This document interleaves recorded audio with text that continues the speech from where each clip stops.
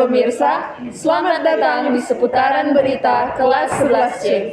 Pada saat ini kami akan melakukan wawancara tentang penerapan kurikulum Merdeka.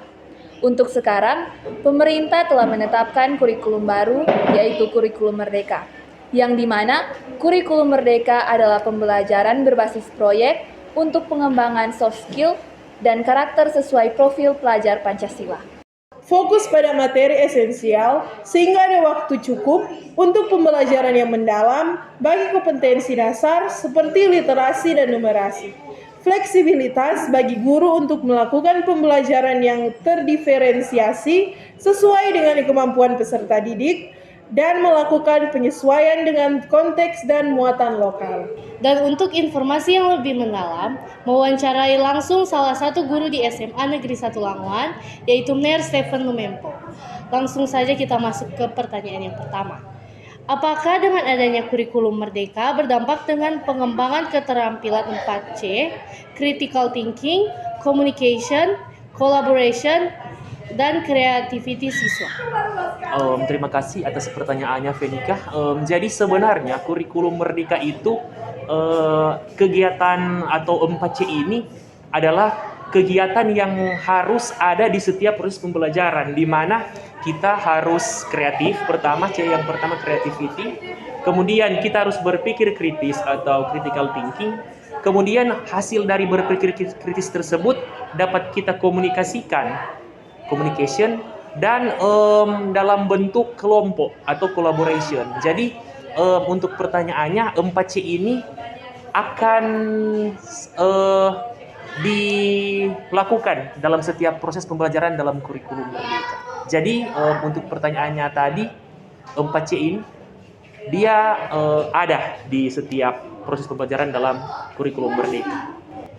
Baik, masuk ke pertanyaan kedua, yaitu mengapa pentingnya penerapan kurikulum Merdeka dalam konteks pendidikan modern? Seperti yang sudah Bapak jawab tadi di pertanyaan pertama, pendidikan modern itu terkait dengan 4C. Jadi ada creativity, critical thinking, collaboration, dan communication. Kurikulum Merdeka itu dibuat oleh para pemangku kebijakan untuk mendukung pendidikan modern, karena seperti yang kita ketahui bersama bahwa kurikulum Merdeka itu dia awalnya adalah dari kurikulum prototype. Dia mulai diterapkan di sekolah-sekolah pada tahun 2021 kalau tidak salah, karena setelah kejadian COVID, untuk mengejar ketertinggalan pendidikan, para pemangku kebijakan langsung mengambil hal-hal yang esensial, dan mereka mengambil keempat C itu yang terkait dalam pendidikan modern. Jadi kurikulum Merdeka itu dia memiliki irisan dengan pendidikan modern. Ada lagi yang mau ditanyakan, Vin? Lanjut ke pertanyaan yang ketiga. Siapa yang bertanggung jawab dalam mengimplementasikan kurikulum Merdeka di sekolah SMA Negeri 1 Languan ini? Yang bertanggung jawab untuk mengimplementasikan kurikulum Merdeka di SMA Negeri 1 Languan, seperti yang kita ketahui, yang pertama adalah tentunya pimpinan sekolah kita. Di sini adalah Ibu Kepala Sekolah. Kemudian dari Ibu Kepala Sekolah dia turun ke Wakil Kepala Sekolah bidang kurikulum, Bapak Wokas. Kemudian dari bidang kurikulum memberikan DP materi atau hal-hal yang terkait, bisa itu di awal tahun pelajaran diberikan kepada guru-guru yang bersangkutan. Tapi untuk saat ini masih kelas 10 dan kelas 11. Jadi dari kepala sekolah turun ke wakakur atau wakil kepala sekolah bidang kurikulum, kemudian turun ke guru-guru dan ke anak-anak didik, para peserta didik. Jadi begitu sistemnya. Ada lagi yang mau ditanyakan, Vin? Pertanyaan keempat. Kapan penerapan kurikulum Merdeka disahkan atau bisa menyebar ke berbagai sekolah?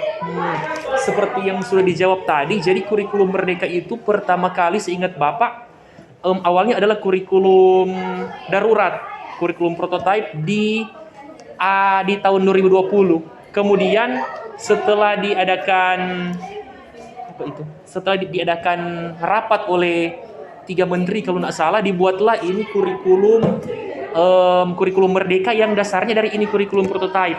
Awalnya dia tahun 2021, kemudian dia dimulai dari sekolah penggerak kalau nggak salah. Waktu itu sekolah kita belum menerapkan itu, nanti mulai diterapkan di sekolah kita tahun 2022. Makanya kelas 12 kita belum menggunakan kurikulum merdeka, masih kurikulum yang lama. Jadi untuk penerapannya ke depannya nanti kurikulum merdeka ini akan diterapkan ke semua sekolah secara bertahap. Di mana atau sejauh mana implementasi kurikulum merdeka telah dilaksanakan di berbagai sekolah? Di mana pertanyaannya kayak sejauh mana penerapan kurikulum merdeka di berbagai sekolah. Jadi dan menurut data terakhir sekitar 75 sampai 80% sekolah-sekolah sudah menerapkan kurikulum merdeka. Jadi itu sekitar 30% mereka itu masih menerapkan kurikulum yang lama. Kenapa? Karena mungkin ada fasilitas atau sumber daya manusia yang belum mencukupi. Tapi dalam beberapa waktu ke depan pemerintah mencanangkan untuk menerapkan kurikulum merdeka di seluruh sekolah di Indonesia. Jadi untuk saat ini masih sekitar 75 sampai 80% yang menerapkan kurikulum merdeka. Sekolah kita salah satu yang termasuk sudah menerapkan. Selanjutnya, bagaimana peran teknologi dalam mendukung penerapan kurikulum merdeka di era digital ini? Ya, pertanyaan yang bagus. Jadi peran teknologi di era digital. Seperti yang kita ketahui bersama bahwa teknologi sudah merambah hampir di segala bidang. Jadi ada di bidang hiburan dan di bidang-bidang yang lain, terutama di bidang pendidikan. Jadi di bidang pendidikan terutama di dalam proses pemberian konten atau pemberian isi materi dari guru ke siswa dibantu dengan bantuan teknologi, apakah video, audio ataupun mungkin tutorial. Jadi teknologi sangat membantu dalam dunia pendidikan, khususnya bagian content delivery atau penyampaian isi materi. Ya, pertanyaan selanjutnya, mengapa kelas 10 tidak ada peminatan yang sama dengan pada seperti kurikulum K13? Jadi yang salah satu hal basic atau salah satu hal dasar yang membedakan kurikulum merdeka dengan kurikulum yang lama adalah tidak ada lagi pemilihan jurusan. Jadi sebenarnya anak-anak itu akan nanti di kelas 11 akan mengikuti apa yang mereka minati dalam pemilihan mata pelajaran yang menjadi minat atau menjadi kemauan anak-anak itu belajar. Untuk di kurikulum yang lama dari awal sudah dipos-pos. Jadi ada misalnya jurusan MIPA, jurusan IPS dan jurusan bahasa. Untuk di kurikulum yang baru di awal di kelas 10 seluruh siswa mendapatkan semua pelajaran yang menjadi basic untuk nanti di kelas 11 akan memilih pelajaran-pelajaran apa yang menjadi lanjutan dari mata-mata pelajaran selanjutnya. Jadi salah satu perbedaan dari kurikulum merdeka dan kurikulum yang lama adalah di bagian penjurusan itu dari kelas 10. Jadi kelas 10 semua mendapatkan sama rata materi, nanti di kelas 11 nanti akan memilih sesuai dengan yang mereka inginkan. Tapi namanya sudah bukan jurusan, sudah beda lagi. Jadi untuk pengotak-ngotakan jurusan sudah tidak ada lagi idealnya. Baik. Selanjutnya, yang pertanyaan terakhir, apa tantangan utama yang dihadapi oleh guru dalam mengimplementasikan kurikulum merdeka?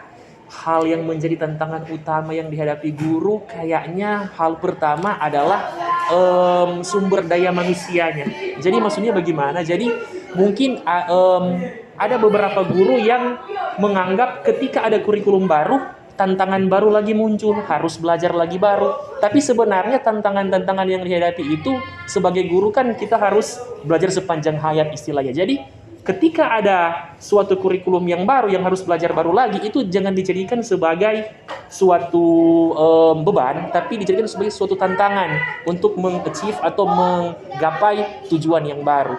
Kemudian yang kedua adalah dalam kurikulum Merdeka, penggunaan teknologi itu sudah sangat erat kaitannya dengan penyampaian konten dan untuk dalam proses pembelajaran yang kita hadapi. Jadi mungkin ada sebagian guru yang merasa aduh mau menggunakan teknologi lagi, harus belajar, tapi dengan teknologi sebenarnya kita sangat terbantu. Kemudian yang ketiga adalah mungkin fasilitas yang dimiliki oleh sekolah-sekolah. Pasti beda fasilitas yang dimiliki SMA Negeri 1 Langowan dengan fasilitas yang di sekolah yang di 3T, yang di terluar, terjauh, dan lain sebagainya. Jadi kayaknya itu 3 sih hal yang mungkin jadi DP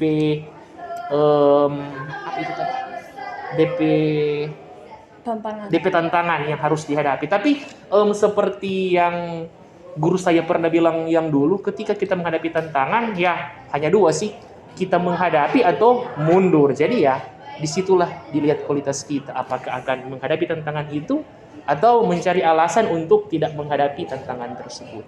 Jadi ya seperti itu menurut saya. Baik, terima kasih kepada Ner Stefan Lumempo yang telah menjadi narasumber kami pada wawancara saat ini dan telah meluangkan waktu dan kesempatan untuk diwawancarai oleh kami. Ya, Terima kasih. sama-sama, Moren.